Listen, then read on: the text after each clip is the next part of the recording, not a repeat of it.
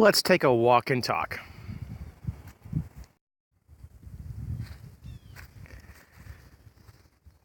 When I go up and get groceries or get little knick-knack things on my list of things to get from local stores, which there's not very many because I live in a very rural area with a very small town, I am met with some of the most beautiful people that I've met in all my life. Beautiful local people that give their life to their family, and they work toward a common goal to provide at all cost, even at the with the end results, I guess you could say, for their health. And I've been witnessing this for years now since I've lived here. Individuals that wear their bodies out at menial jobs just to pay the bills.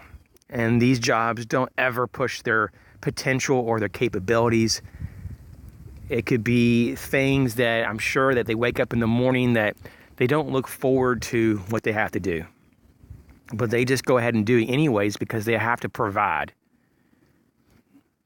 And so there's a lot of mixed emotions that I get, mostly of sadness, and I feel like, wow, how can we reverse this? How can we get rid of a lot of these menial types of jobs and promote people into positions with a lot more purpose? But this is really not for me to do. Everybody has to make their own choices. And so if you choose to settle at a certain type of position or job, then that's really on you. I've done it myself. I've had some very menial jobs, extremely boring, and to me, it almost had no purpose. And eventually I had to wake up to the fact that it wasn't what I wanted to do with my life. But there are times, especially in smaller cities and towns, that there really are no opportunities, at least for you to go to. And so you either accept what's there, which could be minimum wage or maybe a hair above, with little to no benefits, and you work for the rest of your life just to tread water and pay basic bills and never get ahead. Or you have to create your own opportunities. And that's actually much harder than you can imagine. To create your own opportunities, which is very plausible. I do it myself. But it takes a lot of personal drive and motivation, which they have. These people have. But sometimes they don't have the other elements, such as maybe the education level. And these are not stupid people by any means. But the education that they received through the public education system, which most of them I found out went through that, especially in this area, is very subpar.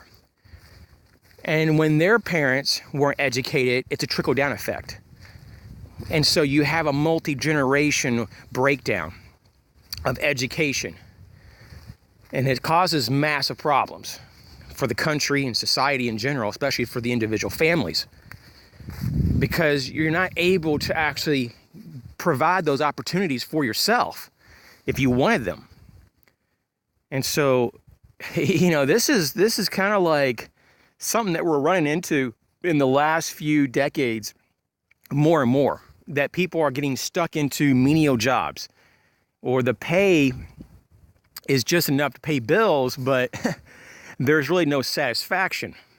And you get burnt out, but you can only go to other burnout jobs.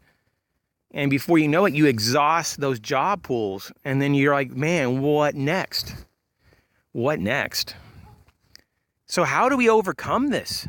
Because ultimately it's an individual choice, individual decision to move out of this type of living and try to live in a different manner. But if you don't know any other way, how could you even conceptualize of a different way?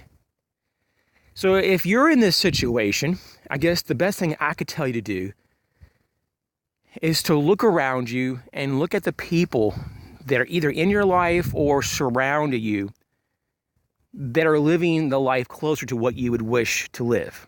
It may not be perfect, but at least it's getting closer, right? And ask them, or understand at least, what they do and what have they done to get to where they got. Understand that. Because if you don't go back to the origins of how things become, then you can't create them yourself. It's like the old wise tale, you don't have to reinvent the wheel. The wheel is already the most optimum formed for travel, for like a vehicle, for example. And so you don't have to reinvent the discoveries of success. Some of the most successful people just emulated other successful people. I mean, that's how it kind of works, I mean, if you look and you study the biography of Sam Walton, that's what he really did. He took the best ideas from stores all across America, and he introduced that into Walmart. And he grew and grew and grew. More stores and more stores. So he didn't have to be this super creative person. He just used what was already there and acknowledged that it was a success. And so maybe that could be the first step. Use what's around you and ask other people, how did you get to that level? How did you get that job? What did you have to do? Because it's all going to be about doing after mindset. But first, you have to identify what you want. And I guess the last thing is to give yourself real timeline goals to make this happen. Instead of being wishy-washy, which the locals here are not wishy-washy. I mean, they have a lot of get up and go if they want something. But unfortunately, the resources here are so limited that there isn't a need for a lot of motivation because there's nothing to get motivated about.